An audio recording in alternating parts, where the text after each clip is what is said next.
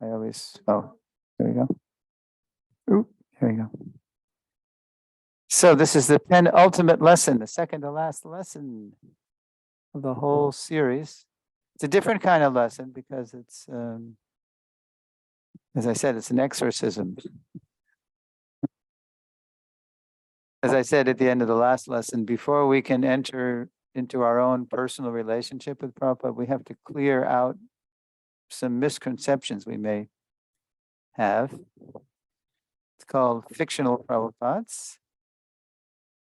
And okay, there we go. While developing a personal relationship with Srila Prabhupada, it is important to clear up misconceptions we may have about him.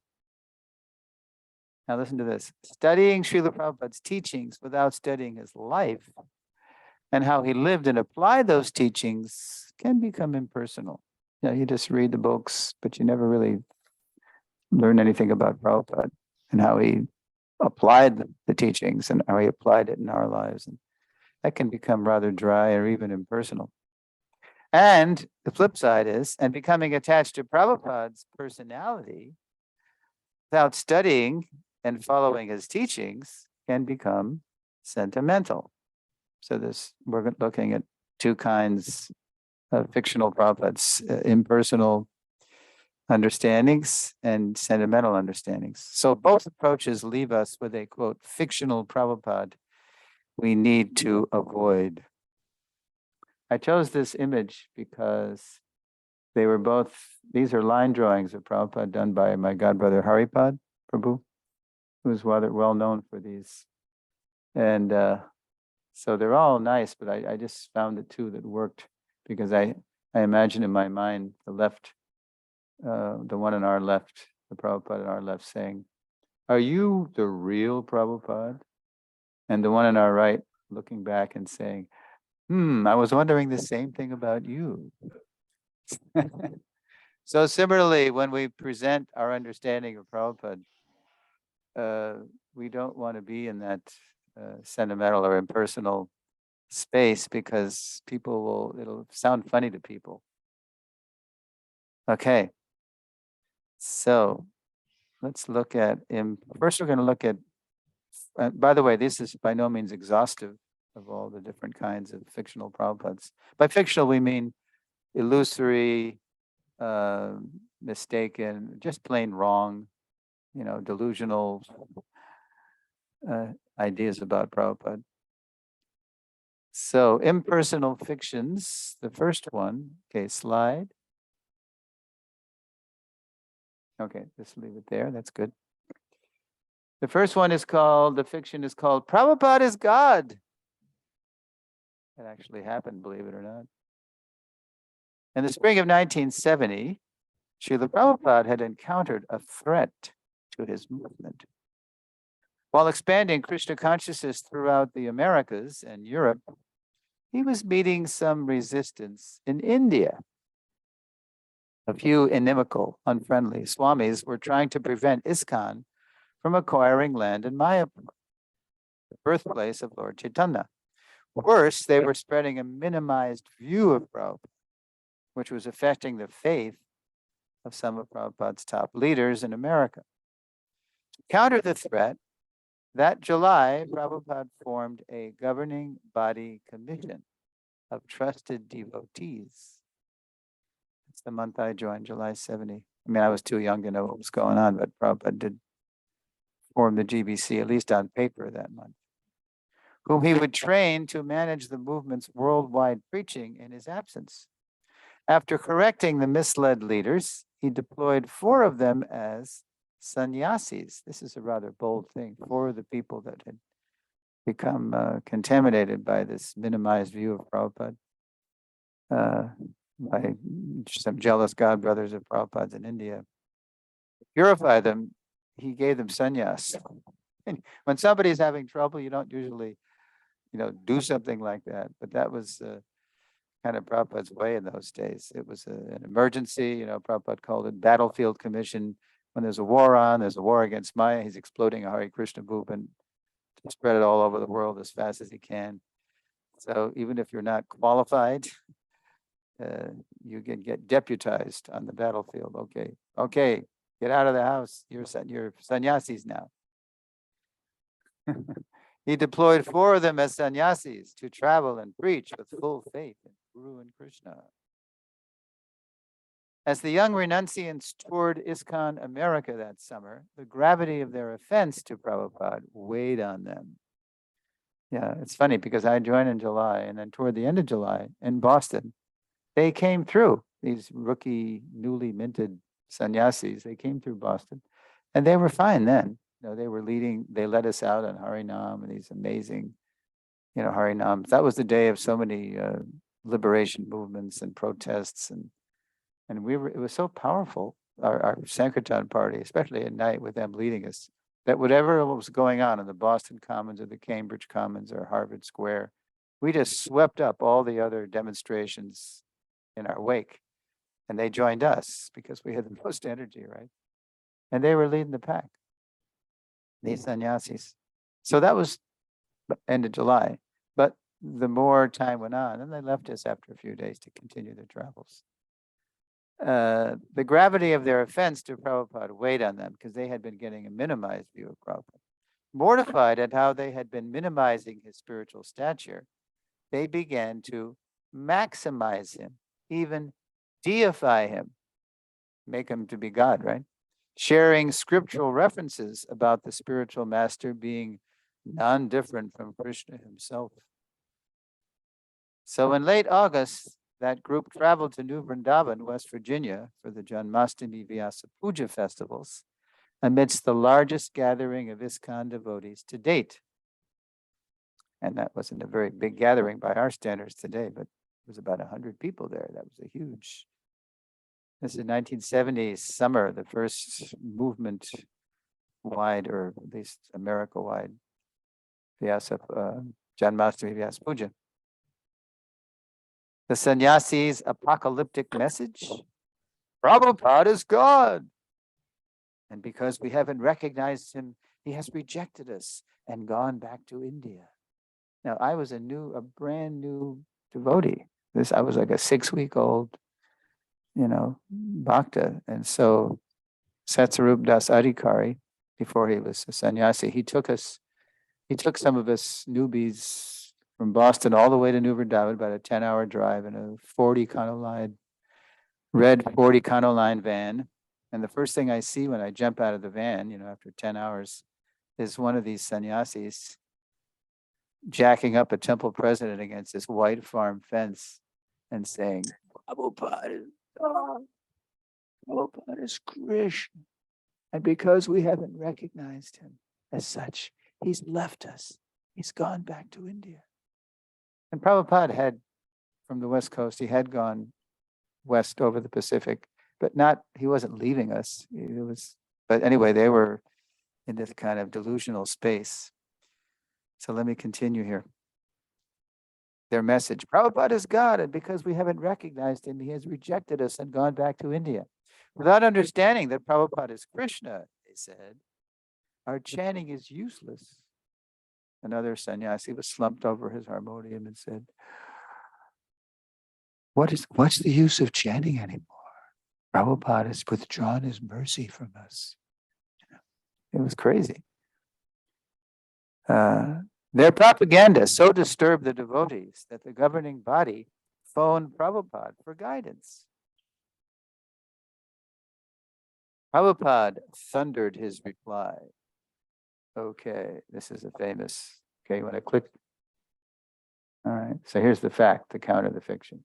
All right, Rasa Kali.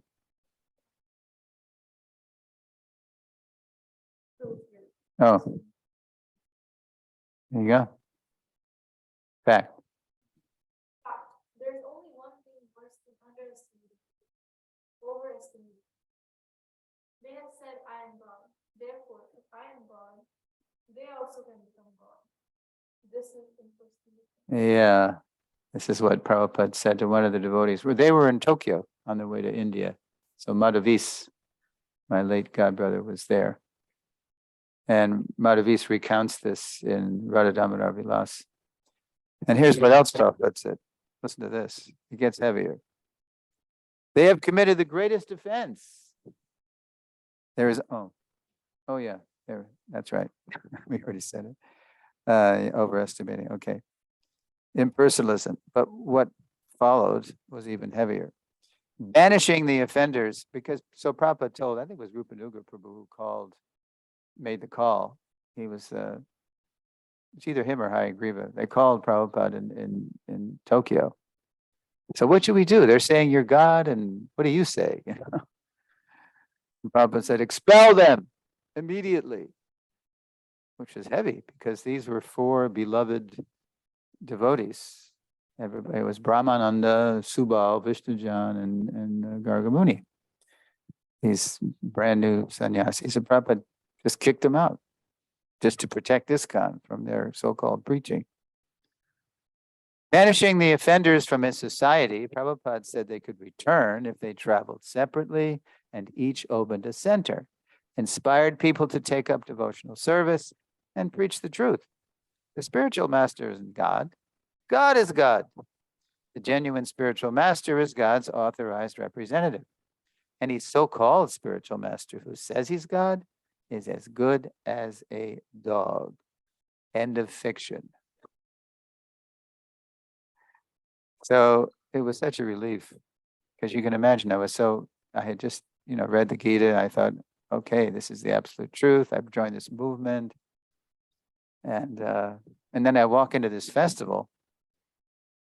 More people. I walk into this festival and it's being torn in two. This beautiful movement. Half the people are believing these sannyasis and half are believing the GBC. The GBC and the temple presidents weren't buying it. But many of us didn't know what to think. Jai Prabhus. Hare Krishna. Okay. Now that's an example of a fiction it's so obvious to us now that it's wrong. But some of these others, when you hear them at first blush, you think, it sounds good.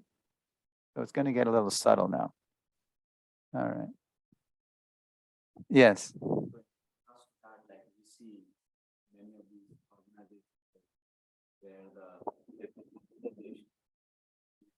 he gives a like kind of a dot, like he gives like a subtly he led the such disciples to promoting it.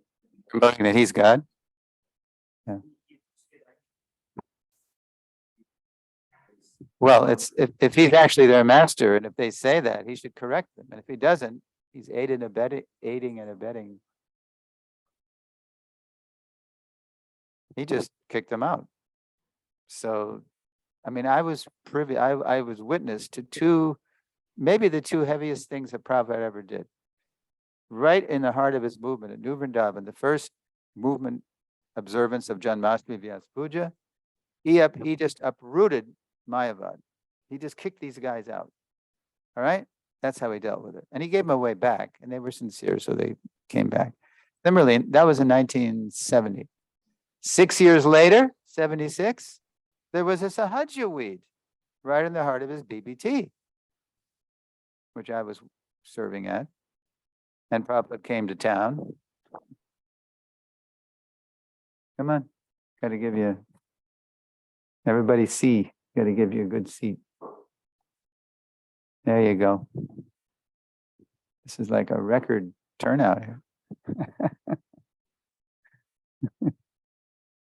Yeah, so 76, Prabhupada, there was a Sahaja weed in the Prabhupada's movement, and he just uprooted, it's terrible. We'll see if we get, I don't know if we're going to get to that, but. Okay, so that was Prabhupada as God. Prabhupada uprooted that. He would have none of it. He kicked out the people who were saying it. Let's go to the next slide.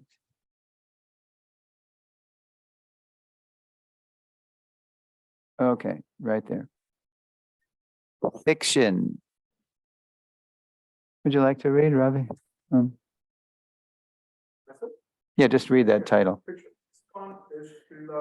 Oh, read it the way fiction is.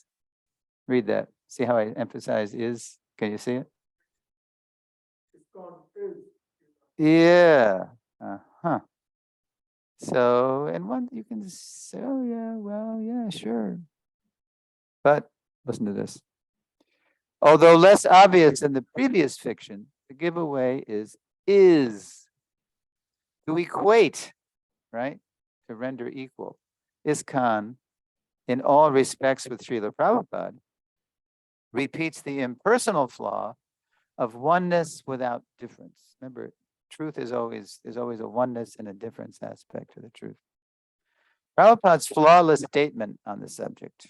Now, Prabhupada said this many times, but it was never recorded, but he said something else that was recorded. But you probably heard the statement where that Prabhupada said, ISKCON is my body. That was never actually recorded on tape. So if you search the Bhaktivedanta database for that quote, you won't find it because it wasn't recorded. But Prabhupada did say other things that were the same thing. So let's look at one of those. You might have to move the thing over a little more. Yeah. Although this quotation was never recorded, reliable ear witness testimony is abundant. Many people heard Prabhupada say that. And the following Prabhupada letter excerpt says the same thing. Click. There you go. All right.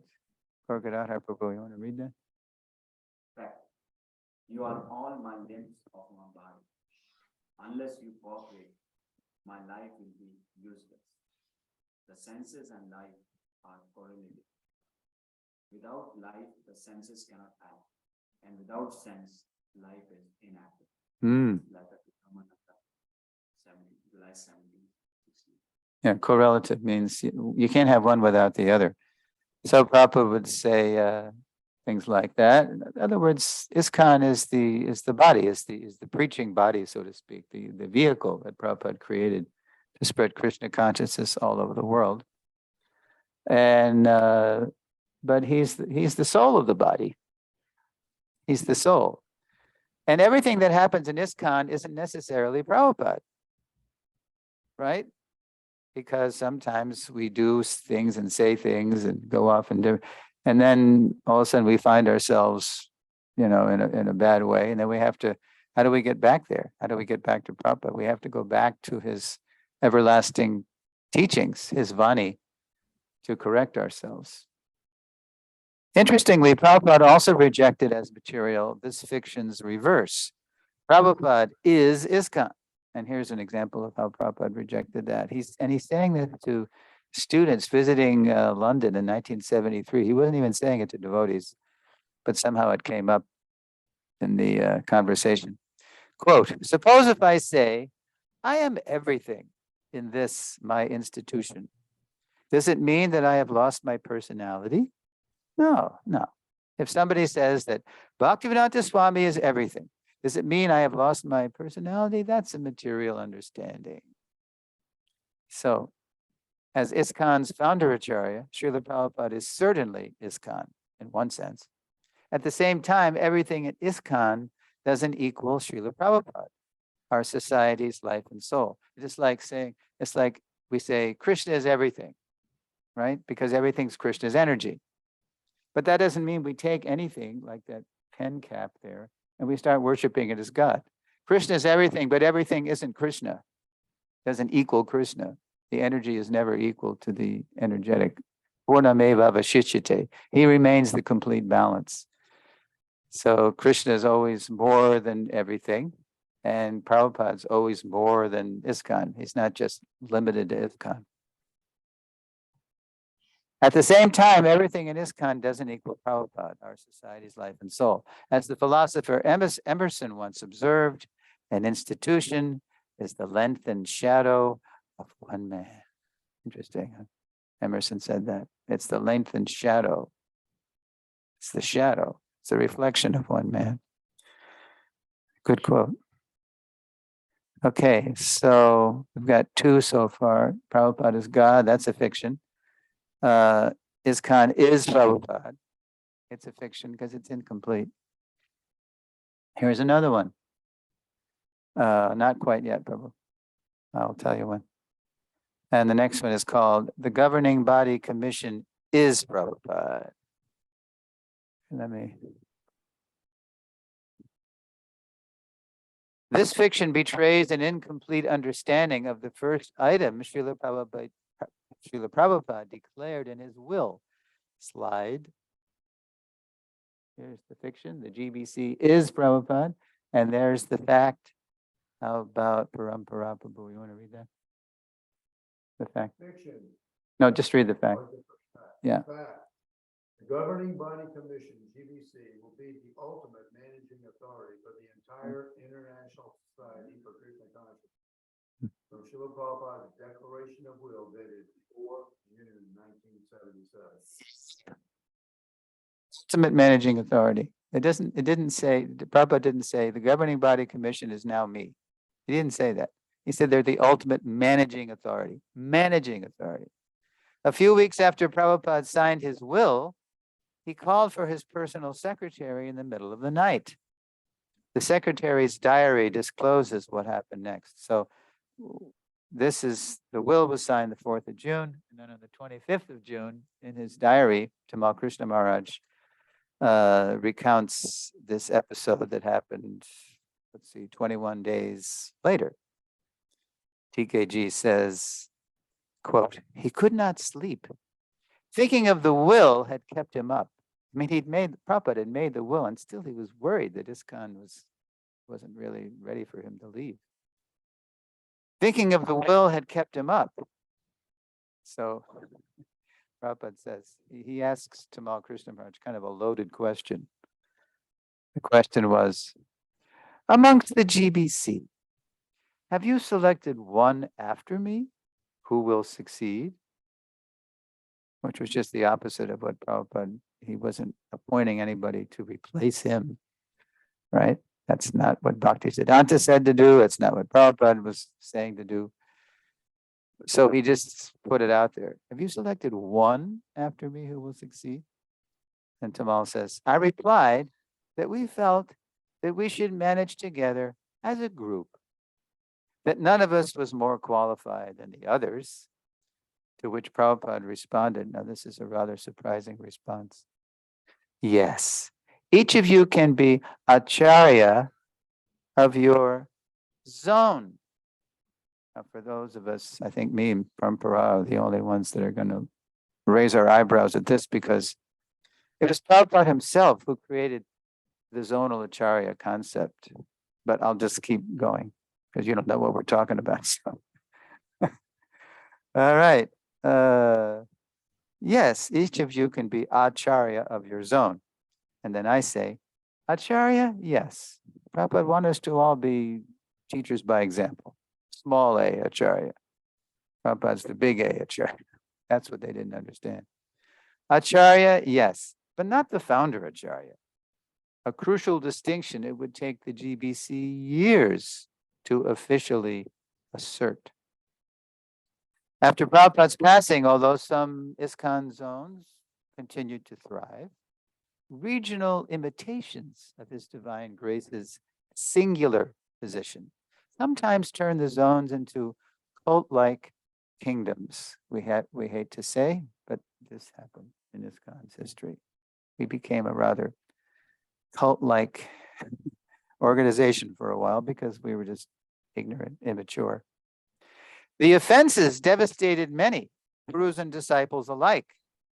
After the imitation had sufficiently abated, the GBC began to consider more deeply Prabhupada's mandate for the governing body. At last, in March 2013, so this is like, wow, 77 and it's 23 and 13, it's 36 years after Prabhupada said that the GBC will be the ultimate managing authority. The GBC finally published in March 2013 their understanding of what that meant. 36 years later. We're a little slow in Kali Yuga, right? Now here's what they said, and it's good. Quote, when we use the word authority in the context of the managerial structure, we do not mean an absolute, infallible authority, such as the authority of Scripture, but the mandate, the order to organize the preaching movement so that it is aligned with the instructions of Srila Prabhupada. That's all ultimate managing authority means. keep the institution, the organization on track. So what we're doing is reflecting what Prabhupada wants us to do. Okay. So again, the GBC is Prabhupada as a fiction because it is incomplete. Recognizing the oneness, but ignoring the difference between ISKCON's absolute founder Acharya and its ultimate managing authority, the governing body commission. All right. So far we have Prabhupada is God, that fiction. ISKCON is Prabhupada, the GBC is ISKCON. And here's another one coming right up. Okay. Okay, slide. There you go. We saw that before, but this is a different shot of the same. Now you have Guru Kripa with his face turned toward us. And you have Sudama at the mic, just mantra rocking out there. Parampara, that's Bahudak with his big back to us and the Shikha flapping there. And there's Hridayananda on the right, our right side, with his Swami cap on, grinning from ear to ear. These are all stills from the movie. You've seen movies of Prabhupada on the cart, probably. Yeah. Tripurari with his, I think he's still brahmachari. See the pleat in the back. With his sweater and his back to us, leaping up in the air. All right. So, the fiction is, let's see, how about Rasakeli? You want to read that fiction?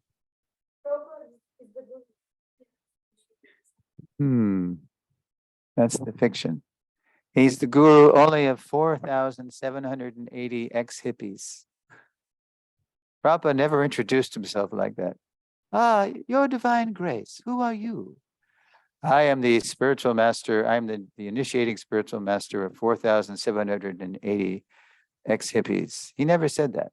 How did he introduce himself or identify himself? My name is A.C. Bhaktivedanta Swami, and I'm the founder Acharya of the International Society for Krishna Consciousness. That's who he is. He's the head. All right. So a hangover, this fiction is a hangover from ISKCON's zonal Acharya nightmare. Because, out of immaturity and ignorance, people who Prabhupada said could start initiating after he left just to get the ball rolling, they just didn't know how to handle the position.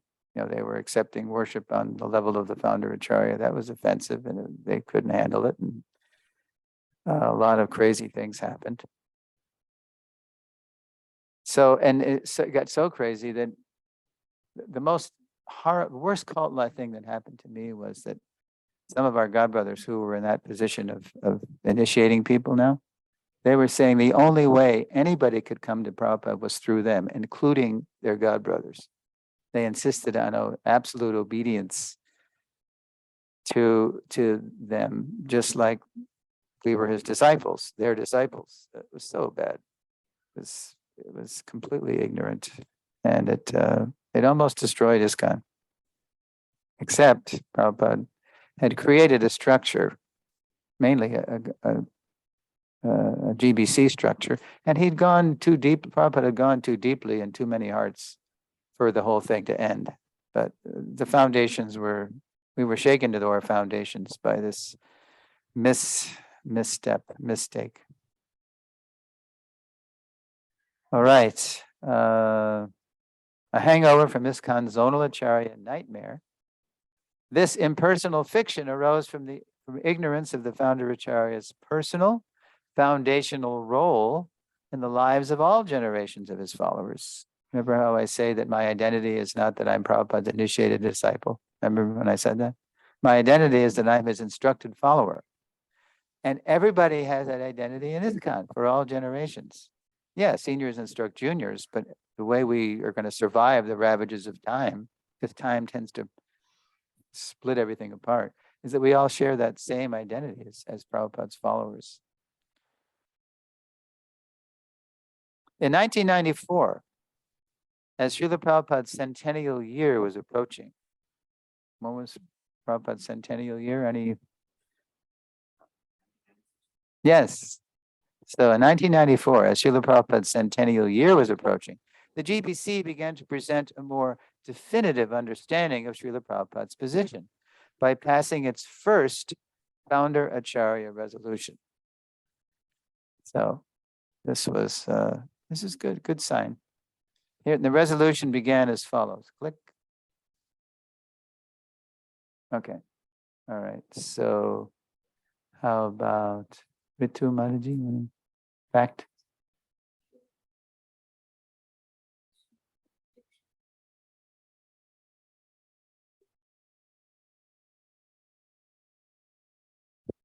Acharyas. Click one more click. Previous acharyas. One more. Of. Yeah. So that was the first official founder acharya statement by the GBC. And that was in 94 in Mayapur in March. So at ISKCON Mayapur, some 5 months after this resolution was passed, so say we're talking August, the day of Prabhupada's Vyasa Puja arrived. As the sun rose outside the temple, a Prabhupada initiate, a godbrother of mine, was chanting on his beads when he noticed a young devotee had stopped chanting to have a morning snack. This was, during japa time. Tactfully, the elder approached the younger. Oh, Prabhu, maybe you didn't know. We're fasting till noon today for Srila Prabhupada's Vyasa Puja. Squinting upward, the snacker shot back. You say that because Prabhupada is your spiritual master. He's not my spiritual master. Ooh. Unquote. And with that, the snacker resumed his snack. Incredulous, because he couldn't believe it, the Prabhupada initiate didn't know what to say. So he just walked away. Then he thought, I guess no one told him about that founder Acharya resolution that they passed right in that place 5 months earlier. He mused. And then he also thought, to give staying power to its legislation, the GBC needs to follow up with education. And then I say, fortunately, that's happening more these days. Like this seminar series, yay. Fortunately, that's happening more these days. So to continue our lesson, let's identify and dispel some sentimental fictions about Srila Prabhupada. So we've had 4 impersonal fictions. Prabhupada is God. ISKCON is Prabhupada. The GBC is Prabhupada. Prabhupada's the spiritual master only of his initiated disciples. That's fictions. They're wrong. We need to get rid of them, dispel them. Any objections? Let's go on to the sentimental fictions. Not quite, but almost. It's called, the first sentimental fiction we call Illusory Prabhupada. All right, there it is. I love this. Prabhupada did this a lot. He had his knee up, and I think it's in New Mayapur in France. It looks like, I was there a couple of times, and that looks like they've done a great job preserving his rooms as they have at the Manor and in LA and in France. Illusory Prabhupada. This fiction draws its title from ISKCON educator Burijan Das's account of what happened while he and his wife, Jagatarini Dasi, were pioneering Krishna consciousness in Hong Kong. To attract Chinese people to Krishna in the early 1970s, Prabhupada had allowed Burijan and Jagatarini to adjust their appearance and dress. As guests started coming to their programs, more adjustments followed in their food, music, mood, and decor, which in turn attracted more guests. The Chinese were becoming devotees. So Burijan talks about this in his book and also on the memory series about what happened to them. As they adapted their outreach, however, Purijan and Jagatarini also began to neglect their spiritual practices. Resting and rising later, they were chanting Hare Krishna without the support and focus the quiet early morning hours provide. They thought themselves too busy to study Srila Prabhupada's books, and material desires began to re-enter their hearts. But, flush with success, they imagined they still had Prabhupada's approval. So, they started when they first went to Hong Kong. They had to support themselves. So they were selling stuff, I think jewelry or something. And in the beginning, they had a morning program. They had little deities, and but then they realized that they wanted to reach the students. They realized to reach the students, they're going to have evening programs. And then as they developed a relationship with the students, those programs went later and later. So then they got up later and later. And it got to be so, that they were just getting up in time to, get clean and then have some prasadam and then go out and sell their wares so they could support their apartment. And then after work, they'd sort of go to a beach and just sort of mumble their rounds. So it was, and they weren't reading, so then it starts to take its toll. But flush with success, the students were coming. They imagined they still had Prabhupada's approval. Then an aerogram arrived, one of these pale blue aerograms that ran the movement. It would float in to wherever we were, and there was no internet or anything, there wasn't any texting or internet or, This Prabhupada ran the movement on these, he just write letters. It was quite a feat. Then an aerogram arrived. In 2 weeks, Prabhupada would be arriving in Hong Kong. His secretary wrote, so get ready. Well, all of a sudden Prabhupada's coming to town, right? By the time Prabhupada arrived, Purijan and Jagatarini had prepared a beautiful rose garland. They actually hired somebody to make a garland, to make a big, beautiful, and arranged a fancy hotel room. They got a room in the Hilton, the Hong Kong Hilton. After picking him up in a Rolls Royce, and they rented a Rolls.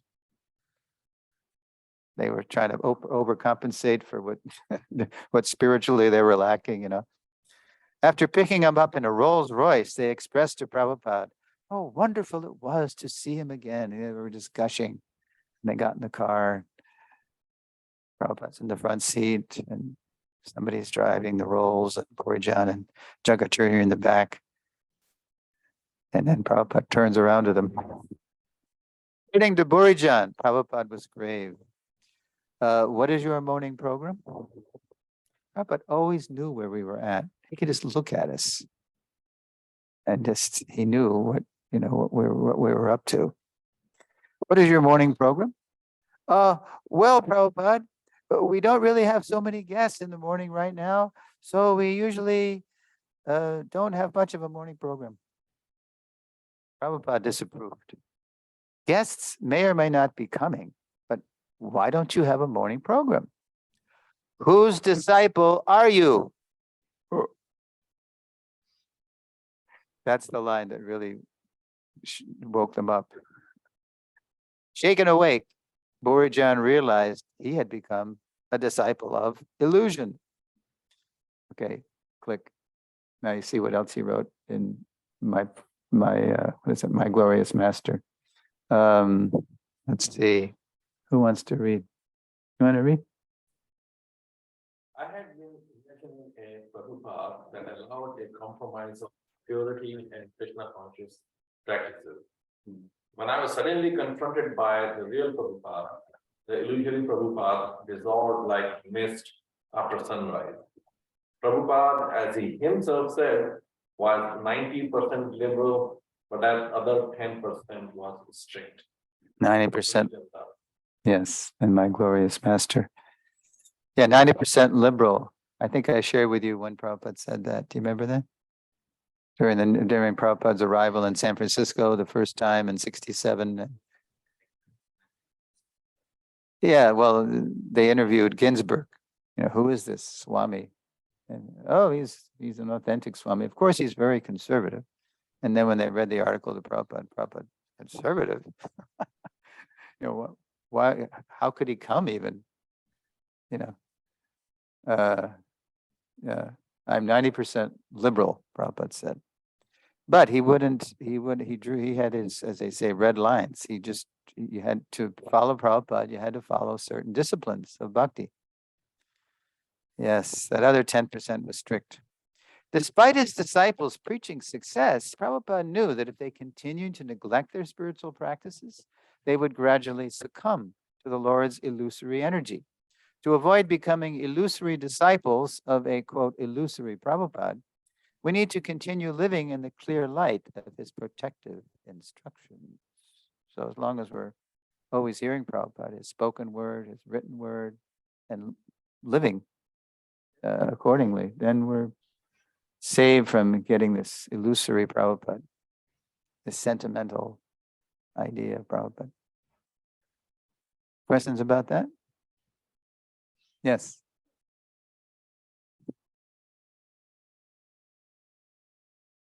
Yeah.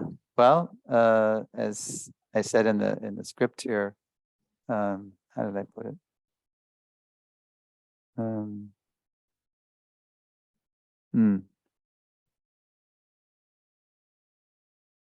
Yes.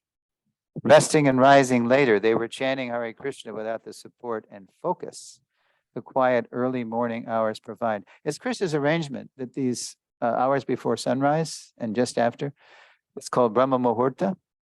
They're designed by Krishna actually for introspection, meditation, spiritual practices, and anything. It's much easier to focus. Like Rasakeli was sharing with me, if she doesn't get rounds done then, it's so much harder to chant later because there's so much Rajatamagun in the atmosphere later. And then when the sun sets, then you get back to a more meditative, reflected mode. But it's the morning hours that really provide the opportunity to fortify ourselves. Just like before you go to work, you eat, right? You got to eat. So if we neglect those essential nutrients in our bhakti diet, then we start getting weak. If we neglect chanting, if we neglect reading, if we neglect worshiping the deity, associating with the devotees, if we neglect to sanctify where we're living, we just become weak. And then little by little, that's how Maya works. He just sort of chips away at us until we wake up one day and, wow, what am I doing here? Where am I? How did I get here? Right. So morning program is very important. And anybody, can make their home a sacred place by following Prabhupada's program. It's not just Prabhupada's program, it's Krishna's program. This is described in Krishna book, how when Krishna would get up in the morning, he'd get up early at the crowing of the cocks, right? Cock-a-doodle-doo. You have in India, you have a saying like that. We say cock-a-doodle-doo for the rooster. Do you have a Hindi version of cock-a-doodle-doo? What is it? Cook. It's like Anamawada. You just make a sound sort of like that. Yeah. So Krishna, with the crowing of the cocks, Krishna would would get up, much to the disgust of his beloved queens, who wanted Krishna still to stay with them. And then because he's God, what did he meditate on? Himself. There was nobody else to meditate on. But he's the only one that can do that. If we get up and we look in the mirror and say, mirror, mirror on the wall, who is the fairest of them all? Who is that's crazy. But there are people like that in this world, called narcissists. We had a president like that. All right. Here we go. Okay. So is that all right for morning program? Okay. So now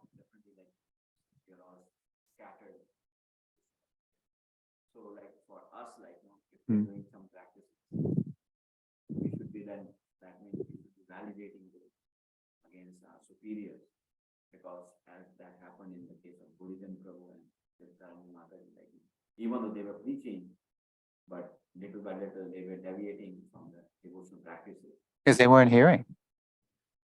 They were mumbling their rounds. They weren't reading the books. They weren't worshiping. They were neglecting the very practices Prabhupada said are essential for your spiritual health. So that's the way, that's what I said in the last part of the thing. I said, to avoid becoming illusory disciples of, quote, an illusory Prabhupada, we need to continue living in the clear light of his protective instructions. And how will you know what the instructions are unless we hear them?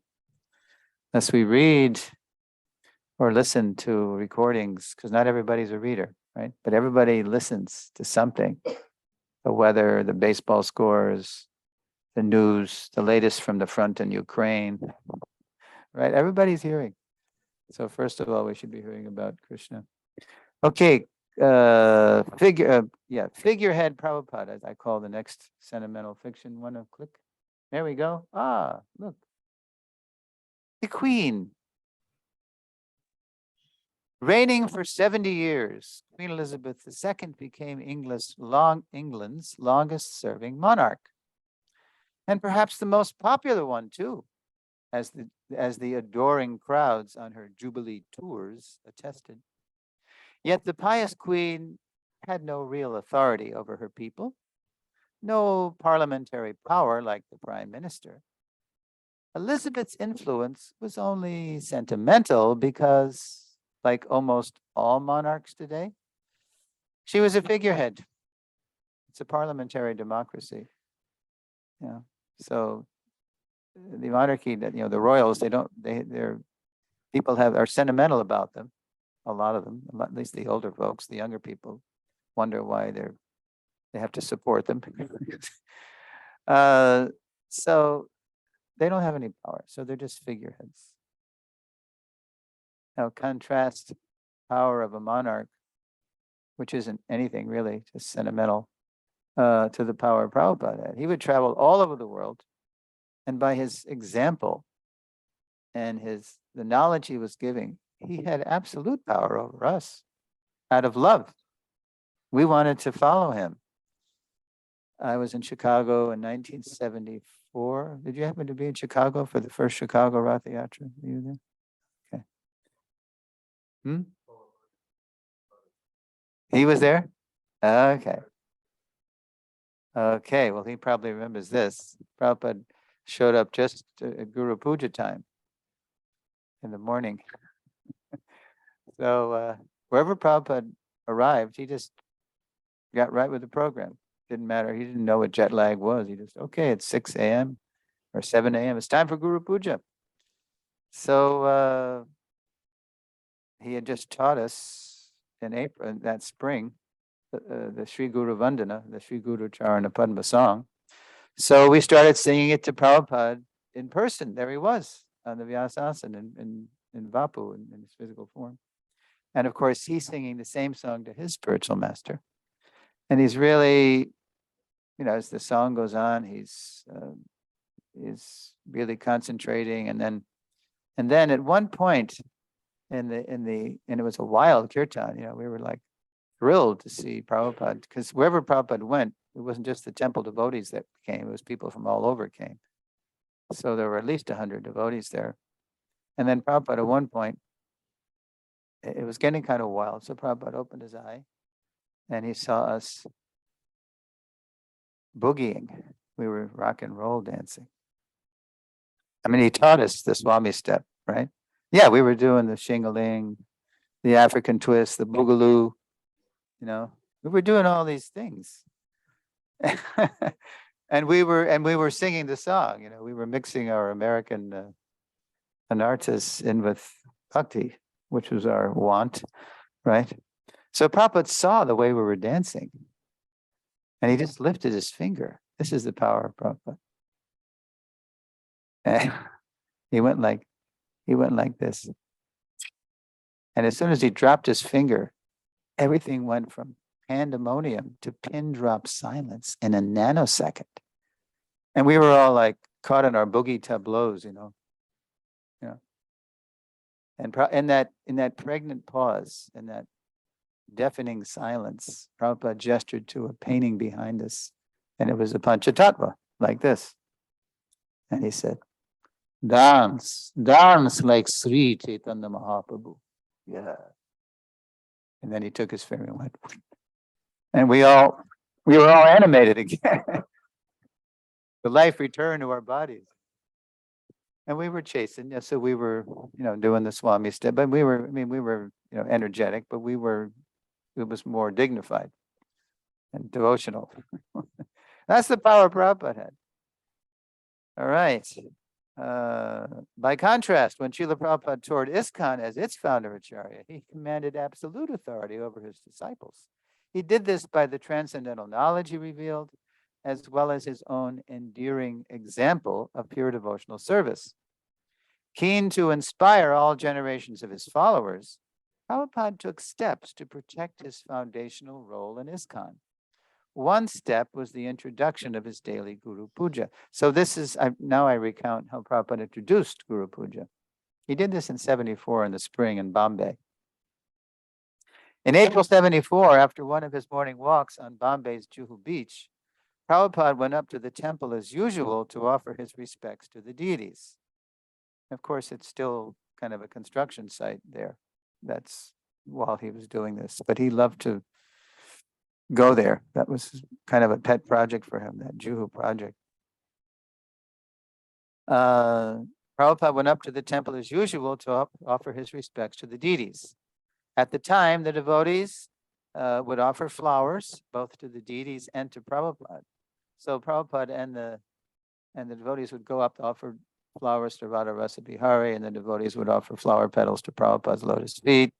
But one morning, in plain view of the altar, Prabhupada sat on his dais, his vyasasana, to receive full worship, with his disciples singing Sri Guru Vandana, a traditional Bengali song glorifying the Guru. The song praises pure service to the Guru as the way to obtain the full mercy of God. One more click. All right. I want to read the Guru. The Guru, especially the Jagat Guru, is not like the family for performance rituals, nor is the figurehead appointed like institution, without real presence in the hearts and minds of the followers. Rather, he is the core of his followers' very being. He is my Lord, but All right. Kudan dilo je janme Prabhu say. He's my Lord, birth after birth. So even if, any native Bengalis here? No? Okay. So even native Bengalis, if they just are rattling off that line, Chakudan dilo je janme Prabhu. He opens my darkened eyes and fills my heart with transcendental knowledge. He is my Lord, birth after birth. They might just say it mechanically without meditating on the meaning. What to speak of people like me who don't even know what it means, or didn't know then. Now I've taken time to understand what I'm singing. So, yeah, he is my Lord, birth after birth. Only our failure to follow Prabhupada's teachings will leave us with a sentimental figurehead Prabhupada, similar to the next despairing fiction. Okay, so we have illusory Prabhupada, figurehead Prabhupada, and here's another one. Click. Oop. Gone forever, Prabhupada. Prabhupada getting a kick out of that, huh? Chuckle. That's Prabhupada in Germany. You know Bhakti Bhushana Maharaj? Heard of him? He's a German. Yeah, he went to South America sometime. That's him as a brahmachari there, just half of his face on the right. And he's been in South America for a long time.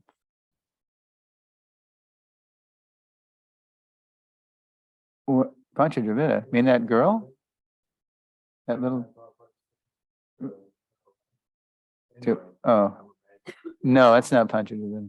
This is Germany. Yeah, but I know what you mean. It's easy to, mistake, especially because it's been 50 years or whatever. So yeah, that's someone else.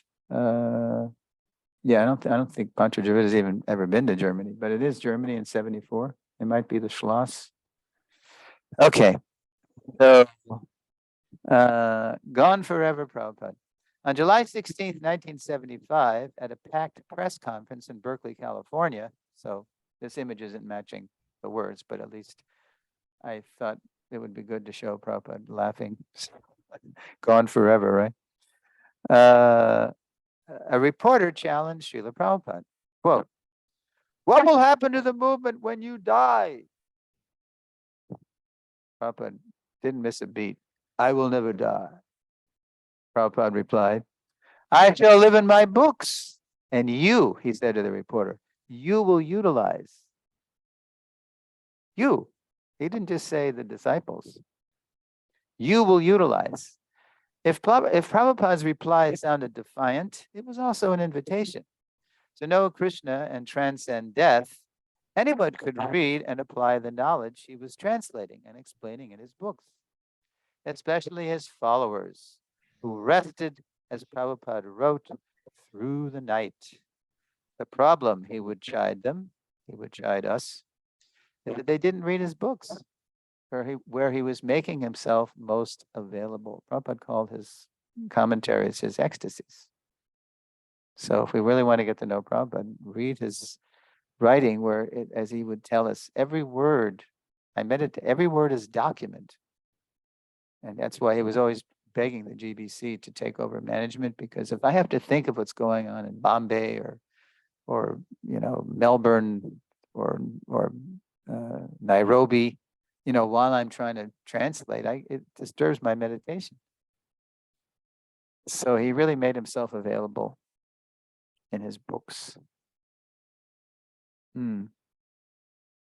As inspirational as Prabhupada's personal presence was, his writings speak of a deeper intimacy by following his instructions. Indeed, this was his own experience while executing the order of his spiritual master. Although he was only with Srila Bhaktisiddhanta perhaps a half dozen times physically, Prabhupada always felt him to be right by his side. All right, do click one more and one more. Okay. So, Raj, you want to? There is no difference between spiritual master's instructions and spiritual master's instruction. In his absence, therefore, his word of direction should be right after this act. Yeah. And Prabhupada's last attempt at a world tour in 1977, when he, with practically no body left, he left Vrindavan and he was trying to go on a world tour. He got as far as the Manor, if you know the history, and he was so weak that he had to be in a wheelchair, and he was wearing dark glasses even inside because his body was so like skeletal and he couldn't take much light. So he, instead of addressing the devotees, he had Tamal Krishna Maharaj, his servant, address the devotees. So Tamal Krishna Maharaj proceeded to give a beautiful talk about the highlights of Prabhupada's preaching over 12 years. And then at one point in the talk, Tamal said, and Srila Prabhupada was only with his spiritual master maybe 5 or 6 times, meaning physically. But as soon as Tamal said that, Prabhupada stopped him. And he said, actually, there is never a moment when I don't feel my Guru Maharaj right by my side. So he corrected him for our sake, because Prabhupada knew he wasn't long for this world. So he wanted us to feel that way about him. And not just his initiated disciples. Again, all followers for all time, all generations can feel connected to Prabhupada intimately through that Vani. Quote, there is no difference between the spiritual master's instructions and the spiritual master himself. In his absence, therefore, his words of direction should be the pride of the disciple. That's right. Purport in CC. Now, although Prabhupada's form, his temporary physical form, and initiations were certainly divine, because they were all used in Krishna's service. Prabhupada gave the example of an iron rod and a fire. You say, if the iron rod is in the fire long enough, you might say it's still an iron rod, but I say touch it. It acts just like fire, it'll burn. So similarly, Prabhupada's body, mind, and words always used in Krishna's service. So therefore, they say that its form and initiations were certainly divine. It's a divine rite of passage. When Prabhupada was initiating people before himself and the sacred fire and the deities and the devotees, he'd give names and say, what are the rules? And that was a powerful samskar, powerful spiritual impression. So that was divine. But it is his everlasting instructions that sustain us over time. Quote, he lives forever by his divine instructions, and the follower lives with him. Quote, living still in sound, Prabhupada would now dispel one more forever fiction. So Prabhupada lives forever by his vibration. As we said yesterday when about the story with Jamuna and serving in separation. Okay, there's one more sentimental fiction. Go ahead. This is the flip side of what was the last one? Oop. Gone forever. Yeah. So this is the flip side. Diksha Guru forever, Prabhupada. Yeah. Notice I didn't say the R word. Ritvigism, right? Okay. Diksha Guru forever, Prabhupada. This sentimental fiction arose in the 1980s as a reaction, a direct reaction to the zonal acharyas who were imitating the position of the founder acharya. So when that imitation came and ISKCON became this kind of cult-like, imitation of its former self, people knew it was wrong. People knew, but we didn't really know what was right. We knew what was wrong. So what became the nemesis of the imitator acharya, the zonal acharya, became this movement called the Ritvik acharya. And Ritvik's a perfectly good word, by the way. It just means a ceremonial priest. But they were saying that everybody, the only guru it really is Prabhupada, where everybody else is just, an imitator. So they went to the other extreme. But to protest guru abuse, that's what it was. It was a protest against guru abuse, which was well taken. Okay, there was guru abuse going on. People were pretending to be something they weren't. But to protest guru abuse by claiming the founder Acharya appointed himself as everyone's perpetual Diksha Guru, perpetual initiating spiritual master, betrays ignorance of Prabhupada's consistent teachings. Now I'll give you a couple examples, and here's one letter. So click a few times. Boop, boop, one more. Okay. All right. Would you like to read, Mataji? This is the law of sixth cessation. The spiritual master and third Krishna consciousness very wide. That will make me and Krishna very happy. Yeah. That was a letter in 1975. And then here's another example. Lecture in Honolulu, 1976 May. Prabhupada declared, quote, because people are in darkness, we require many millions of gurus to enlighten them. That's the most I ever heard Prabhupada say, millions of gurus to enlighten them. Therefore, Chaitanya Mahaprabhu's mission is, he said, that every one of you become guru. Yare Dako, Yare Kaha, Amara Gyai Guru Hanya, Tare Desh. So Prabhupada said that so many times. Public occasions, private occasions, morning walks, lectures, in books, all the time. So Prabhupada's saying to the devotees, Mahaprabhu said, every one of you become guru. Now, if you say that I have no qualification, how can I become guru? And then Prabhupada says, there is no need of qualification. Still, I can become guru? Yeah. How? Whomever you meet, You simply instruct what Krishna has said. That's all. You become guru. Now, of course, you have to practice what you preach. You have to live it. But Prabhupada, that's his very expansive view of the parampara. When he would be asked, who after you? He would say, you all. You all can do it if you just simply follow my instructions. You all be guru, according to your capacity. In other words, no need to sentimentally, and by the way, illegally, appoint Srila Prabhupada as everyone's perpetual Diksha Guru, initiating spiritual master. No need for that. When all his disciplic descendants already have him as their founder Acharya. That's much more. To have Prabhupada as your founder Acharya is much more than having him as simply your initiating guru. Their foundational guru. Blessed are the gurus, instructing and initiating, who enrich, enhance, and deepen that foundational relationship we all have with his divine grace. Yeah. And now the last slide is the audio slide. Not yet, but we're going to have to make sure that we're going to do it right. So first I'm going to say, okay, it's called the True Guru's Mood. And this is, when I first heard this, it blew my mind. Prabhupada's revealing the attitude of a real guru. And it's something you wouldn't even expect. Finally, to protect us from the false pride that can prevent us from being the spiritual master Lord Chaitanya wants us to be, Srila Prabhupada revealed the mood of a true guru. And now I'm going to make those adjustments. What are you going to do?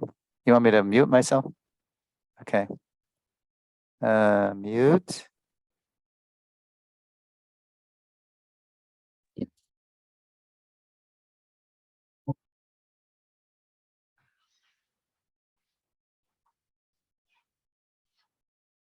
The master takes his remote disciples as his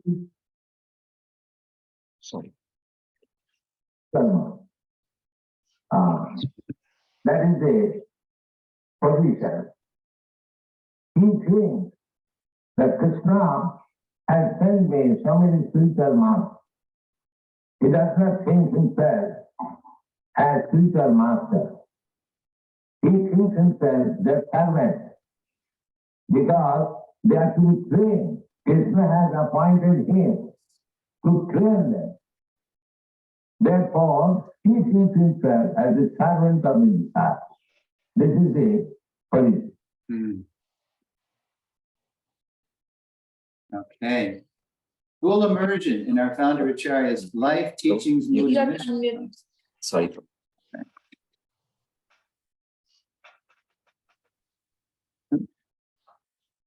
Why doesn't it? Oh, no. Full immersion in our founder Acharya's life, teachings, mood, and mission is the best prevention and cure for all kinds of fictional Prabhupada. Transition. Now, unencumbered by impersonal and sentimental misconceptions about Srila Prabhupada, in lesson 10, the last lesson tomorrow night, we'll look at how to cultivate our own personal foundational relationship with his divine grace as his eternal loving servants. So, thank you very much. And now I'll be very happy to receive your questions and comments. Do you have any? Usually people want to know what that means. What did he mean by that? Is that understandable to you, what Prabhupada is saying? Okay. In previous lessons. Okay. Yes.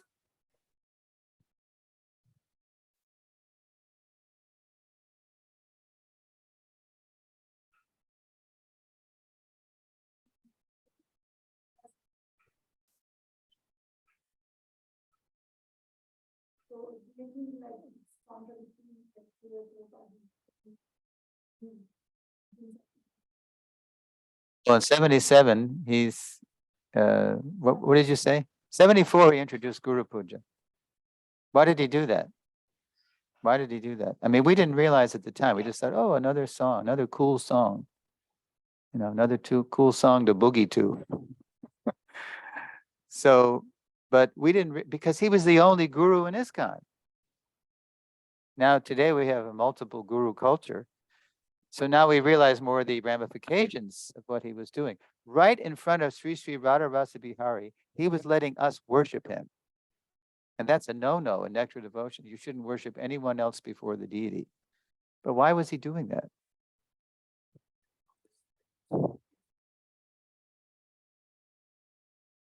Yeah, and also for the protection of ISKCON, so that the founder Acharya's position can, as being very dear to Krishna.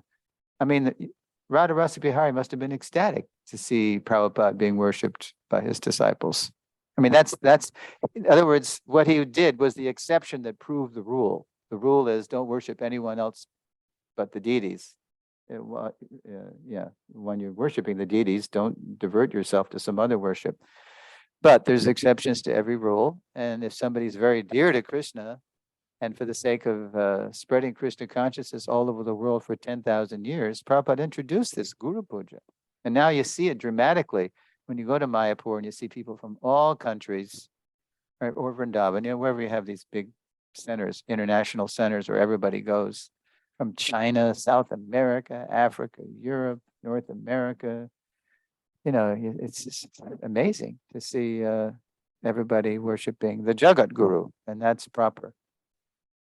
So what was the contradiction? What was the other side of it?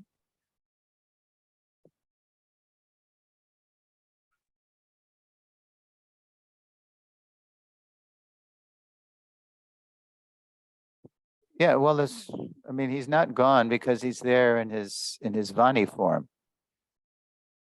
He's there in his Vani form. He's gone physically, sure. I mean, that's why it's devastating. It's the Prabhupada disappearance day comes around. It's always bittersweet, especially for those of us who were there when Prabhupada walked among us, because we can no longer write him a letter. We can't have, he's no longer the fixer. We stumble and blow it and make a mess, and then Prabhupada, no, just, yeah. What did Prabhupada do when they said that he was God? Expel them. And then in 76, I was in LA. And there was a Sahaja weed. There was the BBT workers were just focusing on, they were trying to become gopis. Prabhupada had just written the CC, and they were just focusing on the Anchulila, where it was all about Krishna and the pastimes with the gopis. And they were doing it because, they wanted to get in the mood of becoming gopis. And then Prabhupada came to town and got wind of that, and he smashed the whole thing. He said, well, the way it happened is pretty dramatic, but Prabhupada got wind of it. And he was just about to eat breakfast, Harishari tells us, because Harishari was a servant. And he was just about to take a first bite of his dried fruit and nuts. And then Prajumna, the Sanskrit editor, comes running into Prabhupada's quarters, didn't even bow down, he just was on fire with this message. He said, Prabhupada, I just met the leader of this CC study group, and he was minimizing the value of the Bhagavad Gita, of your Bhagavad Gita as it is.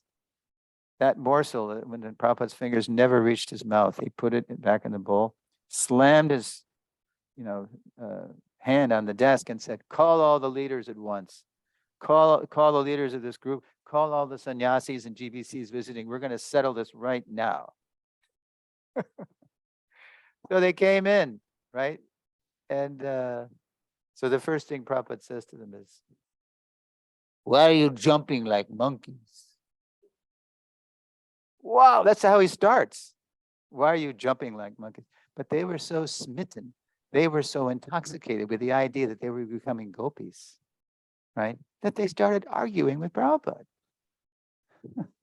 But Prabhupada, this is, you say this is the topmost. Oh yeah, it's right in the book. Yeah, it's right in your book. But we're saying this is right in your books. And Prabhupada said, my books are like a drugstore. And it was a very apt analogy because he was a pharmacist, right? So if you walk into a pharmacy, you can't just demand any drug. You've got to have a prescription from your doctor, right? And then you can get the right prescription for your disease. So my prescription for you is first Kurukshetra Leela, first Bhagavad Gita, then Rasa Leela. First deserve, then desire.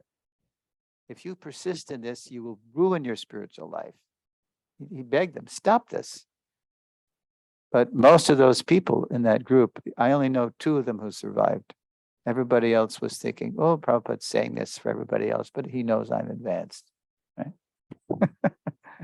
And so they went mad, or they were killed, or they left ISKCON, or they become professional offenders. And yeah, it was terrible. So, but Prabhupada, in both occasions, in 1970 with Prabhupada as God, and in 1976 with, we called it the Gopi Baba Club, the GBC, the Gopi Baba Club. Prabhupada smashed it, and he just showed leadership. He acted decisively. He uprooted the cancer, and it still goes on. That's kind of a tendency. A Sahaja tendency is still there, and an impersonal tendency is still there too. But at least we know how the founder Acharya dealt with that, so we can similarly deal with it. I think I strayed from your question. So what happened? So you still wonder? You're okay with that? Good, because I forgot exactly where that was going. Yeah. But anything Prabhupada does is not out of ego. It's to protect ISKCON, and it's Krishna conscious. Yeah. Okay. Yes. Guru, yeah, Mhm. two exclusive things, then they're not the same thing. Well, yeah, but the way, if you know the Shastra, that the Shastra says the way to God is through the Guru. So every morning we sing, when we have Mangalarti, we sing Shakshad Hari Tve Na Samasta Shastrer Uktastata Bhavyata Eva Sadbi. The spiritual master is to be honored as much as the Supreme Lord because he is the most confidential servitor of the Lord. Not because he's God, but because the way we get Krishna is by pleasing someone who's dear to Krishna. This is acknowledged in all revealed scriptures and is followed by all authorities. Therefore, I offer my respectful obeisances to such a spiritual master who is a bona fide representative, Sri Hari, Krishna. Yeah, it's a subtle point, but it's very clear too. It's, yeah, God and Guru are like very close. Yeah. We can't just barge into the kingdom of God. In the Adi Purana, Lord Krishna tells Arjuna, this is the Nectar Devotion, my dear Arjuna, one who says he's my devotee is not my devotee. But one who says he's a devotee of my devotee, he's my devotee. Because we're here out of false pride, we think we're the center, and we have to prove ourselves now that we're willing to give up that lording over mentality and become the servant of the servant of the servant of the servant. Yeah, so that's the bhakti challenge, to go from false god to servant of the servant.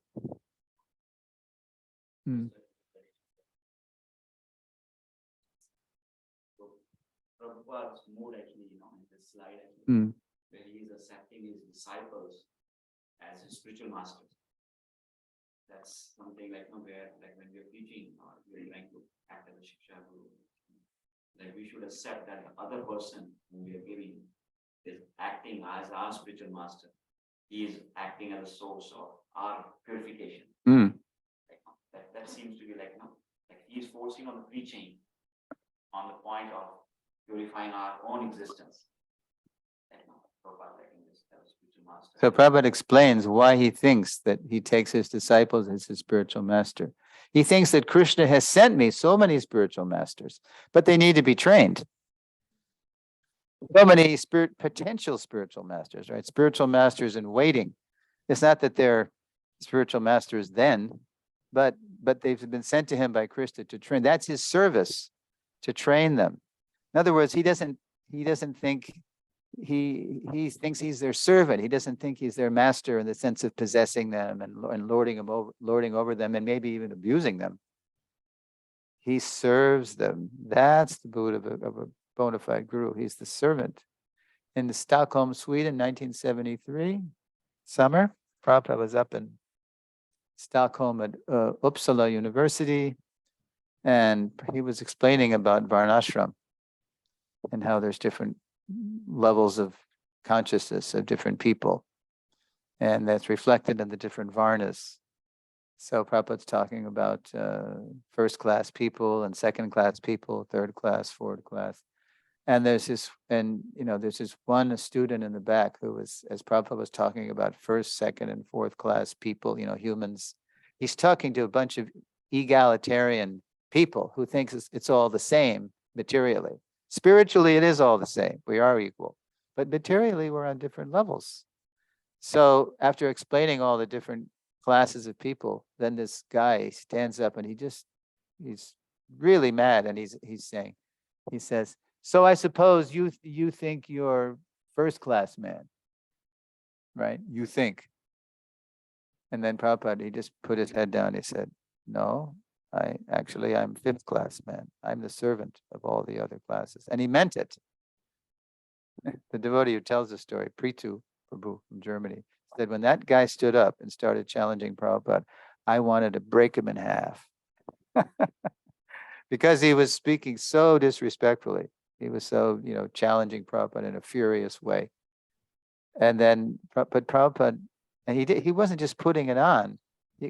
Srita said, I could see when this person was challenging him, Prabhupada becoming very within and humble and thinking, no, I'm a servant of all the other classes. Yeah. And so the man was stunned and he just sat down. And that was the end of it. Yeah. So yeah, that's the sense that he feels he's their servant because they have to be trained. That's his service to them. Okay. So if we're in that mood of servant, then that's the best prevention and cure for all kinds of, fictional misconceptions about Prabhupada. Just fully immersing ourselves in Prabhupada's life teachings, mood, and mission. Okay, all right. Transition. Did I read the transition? I think I did. Did I? No? Okay. Unencumbered by impersonal and sentimental misconceptions about Srila Prabhupada. In tomorrow night's lesson, we'll look at how to cultivate our own personal foundational relationship with His divine grace as His eternal loving servants. So it's fun. We'll see how Prabhupada is for everyone and how he's especially for those who are following him. And then the last thing we do is we look at the benefits of deeply understanding Prabhupada's position in our relationship with him. Because that's really the purpose of this whole thing. What's the use of this? Why are we doing this exercise? So there's a lot of everlasting benefits. Okay. Any other questions or comments? Then that shot is from that time too. Prabhupada's 1972. Prabhupada took his disciples to Radha Damodar temple. That's the courtyard in the back. That I don't know if that is. Is it? Yeah. Was that behind the tree there? You mean? On the left, it looks like That's what I mean. That tree is in front of the. Yeah, it could be. they've changed it now. Yeah. But Prabhupada's against the wall. So when Prabhupada was looking at this out of the samadhi, he must have been on the other side looking at it. But anyway, Prabhupada's lecturing in the back. And mostly American, but you see some Indian folks, Indian followers there. And Jamuna, she'd slip out and start cooking for Prabhupada. Yeah, it was mainly in the morning, but sometime in the evening too. He did it for long. He did it October, in November. Then he resumed in Bombay in January. It was a lot of nectar devotion. There's 30 some lectures. It's like a whole curriculum practically. You can just listen to those lectures and become Krishna conscious. He goes from the beginning of nectar devotion. He just starts going through it. They were recorded. Yeah. They're on the latest edition of the Vedabase has audio embedded. So you can go right and hear, you can hear this. You just type it in. Yes, Miss Priya.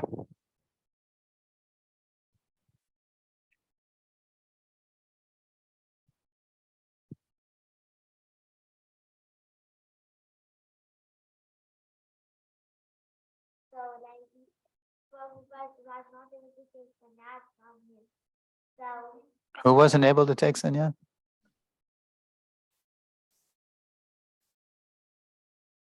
Yeah, okay, yeah. Yeah.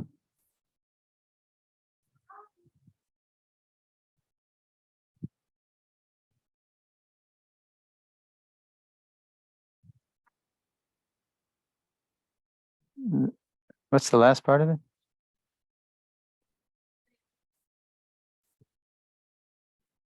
Right. He actually made one disciple before he took sannyas in India, in Jhansi, a Prabhakar Mishra. He initiated him as Acharya Prabhakar. Huh? Legal devotees. Yeah. Jhansi, yeah, in the early 50s. And he was Vanaprastha then, Bhaktivedanta Prabhu. And then Bhakti Pragyan Keshav Maharaj in 59 gave him sannyas because the time was right. And yeah, it's very touching. We have a, not in this series, but I have an audio of Prabhupada recalling how his Bhakti Pragyan Keshav insisted, Bhaktivedanta Prabhu, you must take sannyas. Yeah, it's really beautiful. Okay. Are we done? Thanks for coming to make it a record-breaking crowd. Tomorrow starts at 5:30, right? Because it's weekday. We're back to weekday mode. Srila Prabhupada ki jai. Libo.